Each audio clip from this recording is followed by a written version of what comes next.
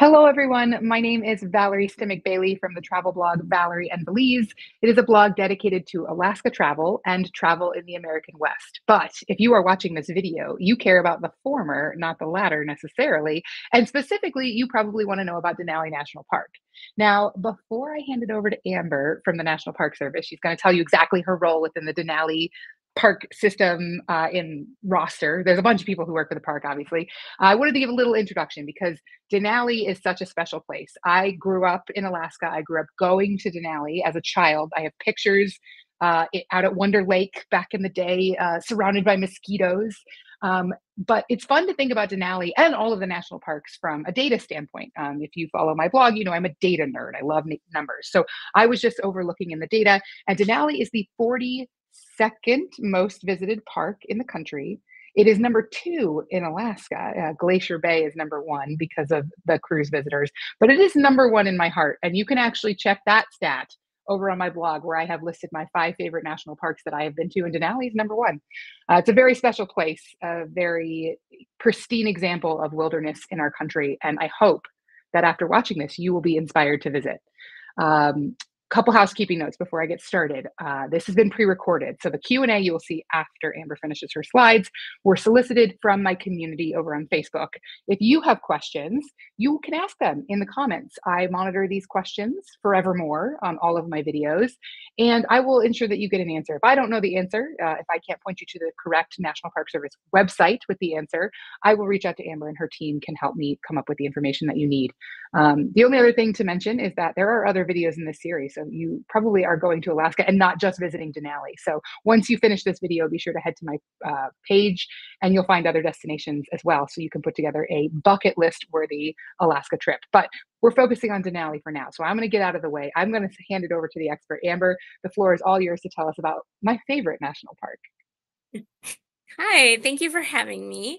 So I'm Amber Smeagol. I'm the Public Affairs Officer at Denali National Park and Preserve. So it's my job to interact with the public and let them know about what's going on in the park and also be our liaison with media and Congress people and all that kind of people who need to know the information about what's going on at Denali. So I'm very happy to be here to talk about some of the basic things that you need to know and then answer, like Valerie said, some of the questions that you might have. So you can go ahead and start, Valerie, if you'd like. Yeah, so this is the I'm going to go over the basic info. All visitors have to, over the age of 16, need to have an entrance pass, including passengers in a vehicle. It's not like some parks where you will pay one fee for the entire car. So that's important to remember. But children under the age of 16 don't need an entrance pass. If you're on a specific tour, if you buy a tour from someone else, it's generally included in that. So make sure to check once you've purchased something whether or not it includes the interest fee. There isn't a fee station at the entrance to the park, so you do need to go to the visitor center and pay for your entrance pass there, and make sure that you have it with you if you've signed up for a bus tour or you want to get on the free shuttle because the pass is required to do that. Also, it's important to note that we are currently cashless. We do not accept cash for any purchases. So anything in the visitor center store, in the snack place, there's a little restaurant next to the store in the summertime, so just make sure that you have a card on you for that. Actually everything that I'm going to talk about today you'll be able to find on our website at nps.gov/DENA. We spend a lot of time making sure that website is up to date and has all the information that you need. There's I'm going to talk about this a little bit later, but there's guides for families and children, and there's suggestions on what you can do for how long you're in the park. And the search function works really great. So if you don't automatically come to something that you're looking for, if you give it a little search, you should be able to find it. Another thing that we suggest is downloading the free National Park Service app. Not only is it great for Denali, but basically any national park site across the country. It's another thing that we make sure that it's very updated, and we have a great team in Washington that makes sure the technology is on point. So that's a really great resource to have. You do need to keep in mind that cell service is minimal in the park, so you should download any maps or anything from the app or from another site that you want to use for reference while you're in the park. If you have a question while you're planning and you don't see it on the website and we didn't answer it here, you can email the Denali info at dena_info@mps.gov. And then another great resource is the discoverdenali.org site, which is not only it's run by one of our partners, and it not only talks about what you can do in the park, but all of the Denali experience, the surrounding communities, and some of the recreational activities that we don't have in the park, but you can do outside of the park. All the information is on their site, and it's really well done. And so definitely check all of that stuff out to make sure that you know before you go. So you can move on to the next slide. Thank you. So it's important to know that summer is about between May and mid-September. The end kind of varies depending on the weather. And then during the summer, private vehicles can drive the first 15 miles of the road up to what's called Savage River. And at Savage River, there is a picnic area and restrooms, but the parking is very limited. So we always encourage people to take one of our bus options, which I'm going to talk about later. Only buses can go past that area. Obviously, the thing that everyone wants to see is the mountain, Denali itself. You can see it as early as mile 9 on the road if the day isn't too bad, and you may see some wildlife at the early stages of the road, but it's really more likely to see good views of both the mountain and the wildlife if you take a bus past Savage River. And try not to be disappointed if you don't see the peaks of Denali, because we have a 30% club here where only about 30% of the visitors to the park get to see the peak on any given day, because the weather changes so significantly that there's always a little bit of cloud cover. So if you do get to see it, consider yourself lucky. Park rangers can help you look to see to make sure that you're looking in the right place, and take pictures and let everyone know that you've seen it. Another important thing to remember is that some park operations are currently altered due to the Pretty Rocks landslide that happened a few years ago. That means that you can't go past mile 43. We are working on it. It should be completed probably at the end of the summer of 2026, which means it will be open for visitor and bus travel in 2027. Okay, next one. So these are just some pro tips that we like to give to everybody who visits. There is a free shuttle bus that you can get on at the bus depot, and it will take you all the way as far as the park road is allowed to go right now. You can get on and off at various destination points. You don't have to stay on the same bus like you will have to do if you get one of the tours.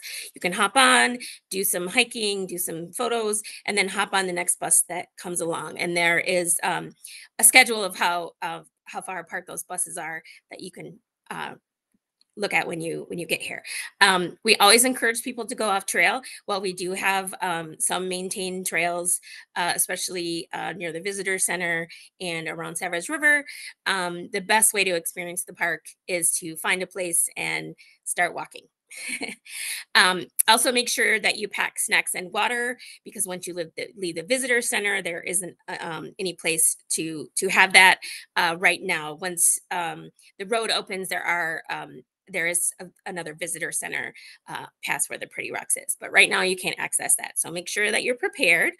You also need to dress for all weather. the temperature can range from 20 to 70. So using layers is always a good idea.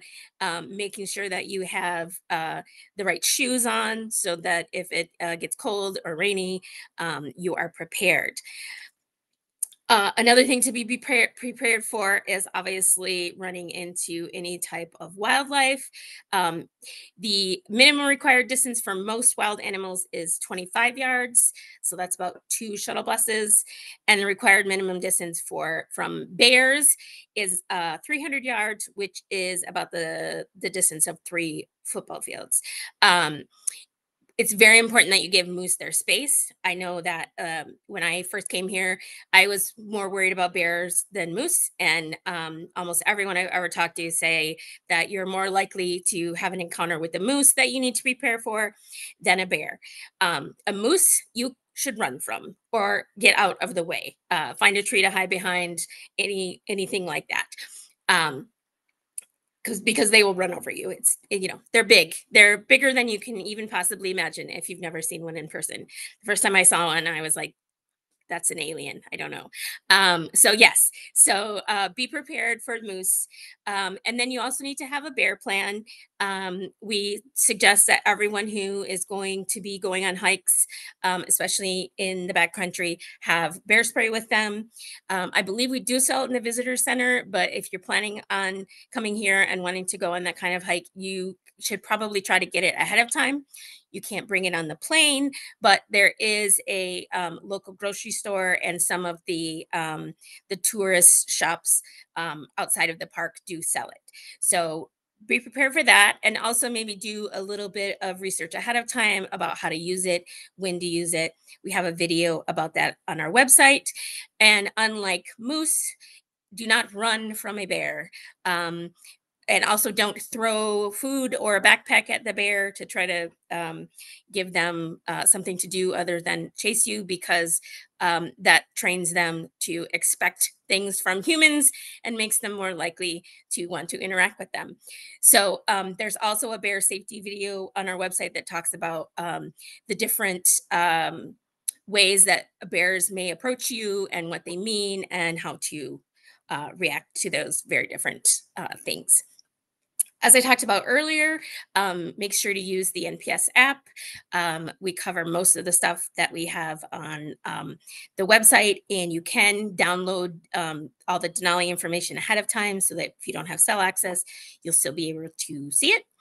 And then number one thing is really prepare for the unexpected. Especially if you've never been here, you're going to see some things that are going to surprise you. You're going to come around a corner. Oh, I didn't mention that. Make sure when you're hiking and you're in the backcountry that you make a lot of noise. Some people like to yell, "Hey bear," or sing songs. But there may be an occasion where you're coming around a blind corner or a tree. And if a bear doesn't hear you coming, it doesn't work as well as if they know that you're there. Yes, so be prepared for the unexpected, whether it be bears or a longer bus ride than you expected, or rain. Just come in with the attitude to be like, we are here to explore Denali, and whatever comes our way is part of the experience. And then, share what you've learned with other people that that want to come, so they can be prepared for the expected and also the unexpected. So what's new for 2025? I'm gonna try to say this. I'm still learning how to do it. Chanista Gazna Trailhead, which is a new trailhead at to access several trails that have been there for a while: the Oxbow, Triple Lakes, and Nenana River trails. It opened this July. It is the southernmost visitor facility near milepost 231 out on the east side of the Parks Highway. It's open from May to October 1st, weather permitting. There's parking, a new Denali National Park sign, which we know people are very excited to be able to take their photos in front of. So if you've been to the park before and you've gotten that on with the other signs, then make sure that you stop by there so you can get the new one. There's picnic shelters, restrooms, all sorts of facilities to make your experience better.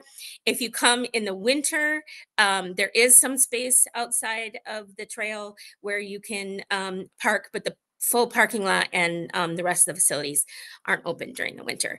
So that's our newest thing. And then obviously, in a few years, we will be opening back up the road, and we'll have lots to talk about for that. Yeah, amazing. Okay, I'm gonna get back to just you and I because we're gonna jump into a Okay. bunch of questions. But I have to start by saying I'm delighted to hear that the remediation project for the Pretty Rocks landslide area is on schedule. That's really exciting. It's exciting that there's a new kind of access point to a somewhat Yes. different part of the park. Hmm. That's for sure now on my list. I want to ask a couple questions before I forget. Yep. And then we have some questions from the community. So, regarding buses, you mentioned a free shuttle bus. Does that free shuttle bus run all the way to mile 43? That's a good question. I'm Okay. pretty sure that it does, or it might actually, let me look. Is it just, it might be Um, Savage? I know there's a great, what I'll yeah, say while you're looking that up is there's definitely a free Savage River shuttle.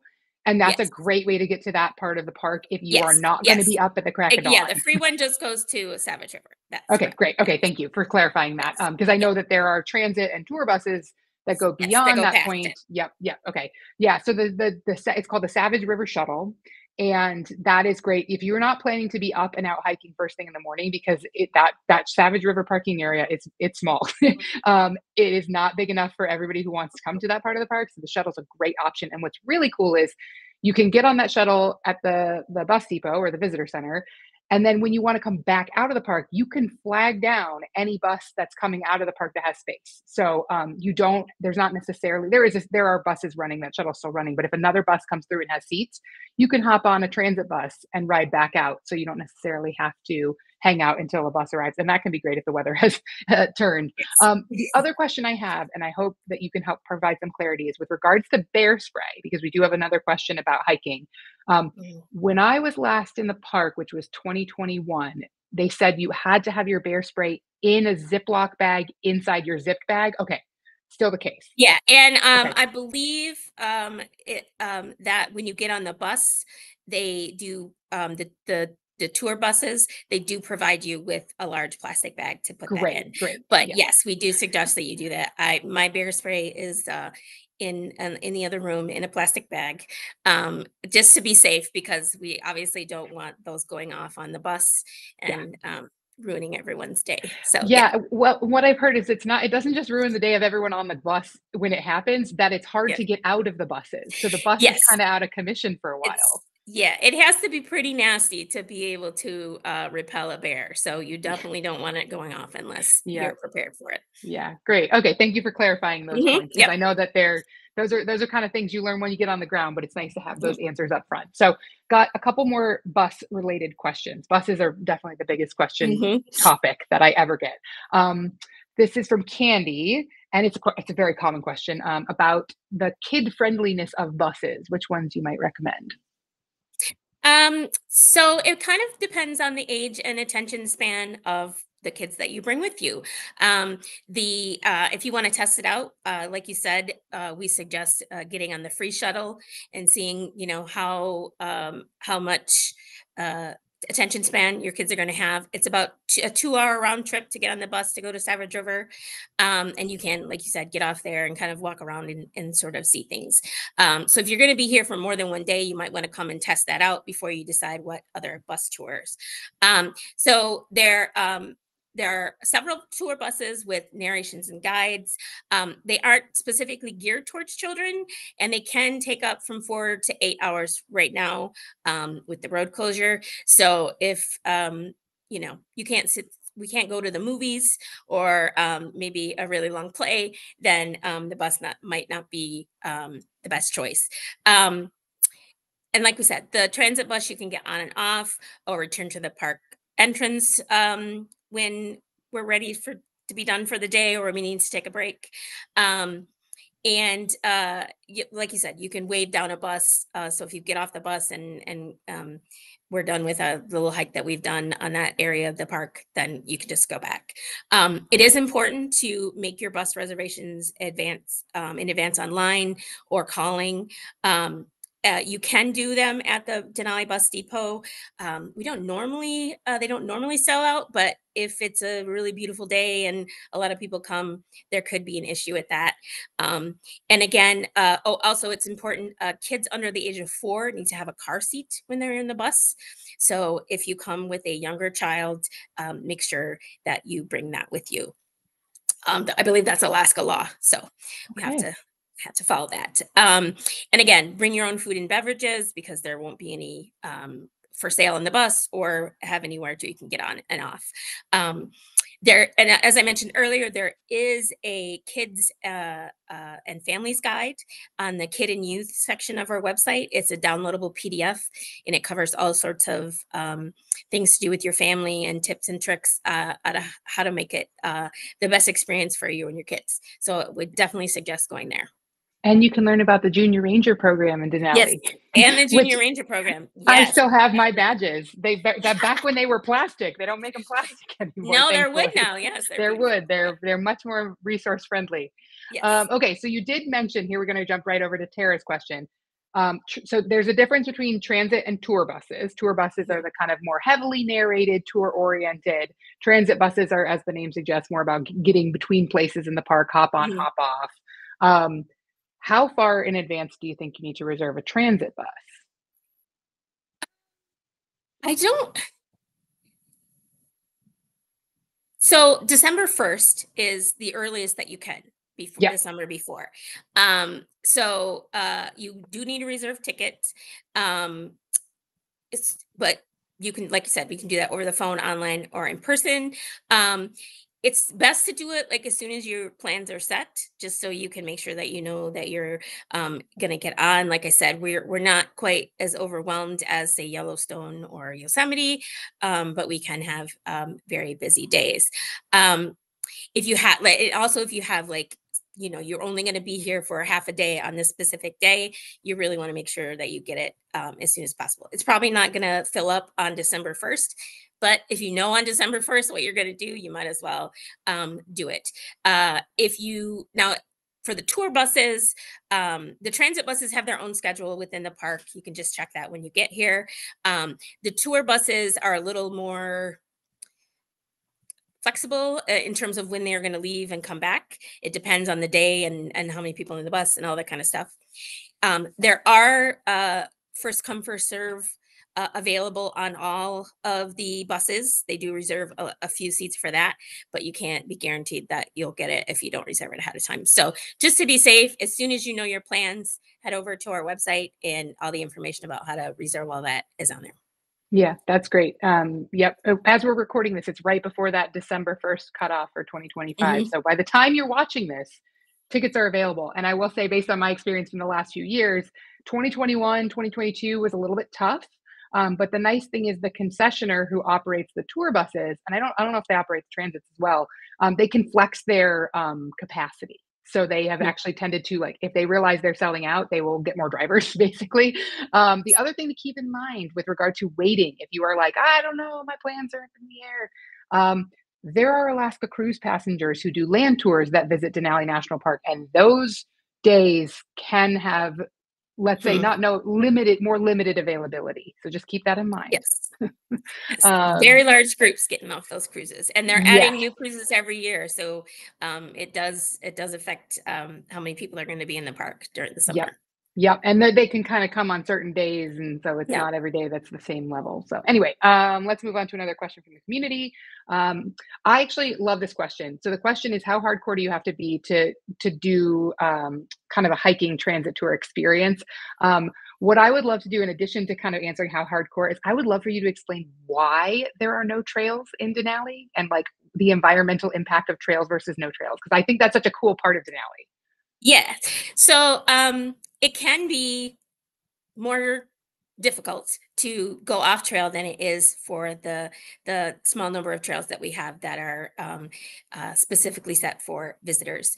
Um, The good thing is you can choose where you want to get off the bus. And so we do suggest that maybe get here early in the morning and take a transit bus and kind of look at what you see when you're on that first part of the park road. And you can kind of look around and be like, okay, there's not a lot of trees here, or, there's the bush line is a little further in. Um, and kind of pick out where you want to stop and what looks like something that you feel is in your comfort zone. And then when you come back, make sure to get off near that place that you've decided. If you're going to go in the back country, past Savage River, you do need, if you're not going to do one of the buses, you need a backcountry pass, which is a much more complicated thing that you can learn about on our website. And they kind of go over before they let you out to do that. There is an orientation session that kind of talks about all of the things that you need to think about when you're doing that. In terms of uh, kind of where you want to go. There's bushy tundra. I visited before I started working here, and the previous public affairs officer took me out and kind of showed me the various different things. It's a little difficult to kind of push through all of those bushes, but you don't need a machete or anything. You just kind of have to be a little careful and make sure that you cover your eyes so that you don't get whacked in the face with a tree. Um, you can see the road because of where the park road is above sea level. So if you walk, you're not going to get lost if you just walk straight out, and you'll be able to see the park. So you don't necessarily need to be worried about that unless you are considering taking a hike up a mountain and around a corner. But for the most part, you should be able to see the road. So our website also has a lot of really great resources in terms of like suggestions and maps to kind of look at what your options are. And part of the reason, well, the main reason that we don't have a lot of trails is that we want to keep the wilderness. Um, Once we have trails that are built that can alter the migration patterns of birds, and where bears feel comfortable going to get their food, and where moose and their young calves feel comfortable being. So we want to make sure that the wilderness, the wildlife are comfortable, and we don't disturb them as much as possible. And then obviously, if thousands of people walking over the same space all of the time alters the landscape, the vegetation, and sort of takes away from that thing that's special about Denali, which is you're going to go places and see things that you not normally see at other parks because we work so hard to keep that wilderness there. Um, I enjoy the parks that are the trails that are set up, and they're obviously great. So if you're a little nervous about going off trail, they are there for you. But going off trail can be a really rewarding experience, and you just have to make sure you're prepared. And also speak to a ranger. They can give you, once you're here. They all have great ideas about where to go, and the best way to get around and make the backcountry or the off trail as rewarding as possible. Yeah. The other thing to think about as a viewer, as a visitor, a prospective visitor, is that 500,000 people visit the park every year. The rangers are really good at asking very astute questions to help you figure out what's going to be within your Yes. capability and comfort zone. So Mhm. talking to a Yes. ranger is always a good idea. Yes. Yeah, They they're very they good. they have they answer just about every question that you can think of, and if they don't, they can find somebody who does have it. So, Yep. yes, Yep. that's what they're here for. Yep. All right, here we go. Here's a question from Stephanie. We've talked a lot about bus tours. We talked about hiking, but what other activities are there in the park? Okay. So many things. Without the bus, like we said, you go to Savage River, so you can experience kind of the entrance area to the park. Um, and see what's around there. So you got to head to the visitor center. Obviously, there's a park film you can watch. There, you can chat with a ranger or attend one of our ranger programs. They're timed. You can, you get there, and there might be one at 1 o'clock, so you can kind of walk around the visitor center and then attend one of those. The shorter and easier trails that I've spoken about a couple times are mostly accessible from the visitor center. Um, so you can hike from there. If you drive out to Savage River, there's a few more challenging ones out there, or if you take the shuttle, obviously, with the picnic area and the restrooms. And of course, you cannot forget to visit the kennels to see the sled dogs, because they are a lot of people's favorites, including mine, in terms of visiting Denali. It's such a unique experience that you literally cannot get in any other national park in the national park system. And they love meeting new people. So we highly suggest that you do that. And there are ranger programs during the summertime that you can see how excited these dogs are to do their job in the park. So we highly recommend that as well. And you can get to there from the front of the park. Great. And I did want to point out, so this question from Stephanie was very specific to what's in the park. To call out something that you mentioned earlier, discoverdenali.org is a fantastic resource if you want to figure out things to do around the park. So there is a Yep. huge ecosystem of activities, tour operators, all kinds of really incredible experiences, in addition to Denali National Park. You can Yep. easily spend many days exploring just the park. So Yes. I do. So I actually have another question about a specific other activity I know that you didn't mention, which is fishing. So you can fish in Denali. What are the rules? Yeah. So you do not need a license if you are in the former area that is Mount McKinley National Park. Um, but there are a few fish. So if you're expecting to come here and catch a lot of fish and make a lot of dinners, that you should probably temper your expectations. Along the road, there are because the volume of water is not that great, there's not a lot of places for fish to lay their eggs and do all of that stuff. Um, you might find a clear unbraided stream somewhere, and take some time to fish. Um, no license is required in that area that I've talked about. Um, but if you are going to be fishing in the new park additions or the preserve, you do need a sport fishing license from the state of Alaska. This can be confusing because, like, not everyone has memorized the Wilderness Act in 1980 and knows what the original part of the park is and what isn't. So if you go to our website, we cover all of this. There's a map with the links to the various areas and tells you here's where you need a permit and here's where you don't. So that's a great resource for you as well. Like you said, if you haven't memorized the borders of all of the different parts of the park. Yeah, it can definitely be. This is the case for several of the Alaska national parks, but there's sort of a Mhm. patchwork of what the full federal protection of land. So it's best to just make Mhm. sure that you go check out the official resources if you want to bring your fishing Yes. pole up and see what you can catch. Yep. Okay, one more question for you. This one comes from Laura, and I love this question because the vast majority of visitors who come to Denali National Park come in the summer, but not Mhm. everyone, because there are Yes. some things you can do in the winter. And in this case, Laura specifically asking about March, but I think that's probably just winter is the same thing. Yes. So, Yeah. So the park road does typically close in the winter at mile 3, which is where the park headquarters is located. Um, but mid-February, they we generally plow the road for the first 13 miles. So you can go up to Mountain View. It's a great time to come and go cross country skiing or take a hike up to Mountain View and take photos and that kind of thing. March is actually a good time to come to do that because the days are a little bit longer and warmer, and the snowpack is generally pretty good that time of year.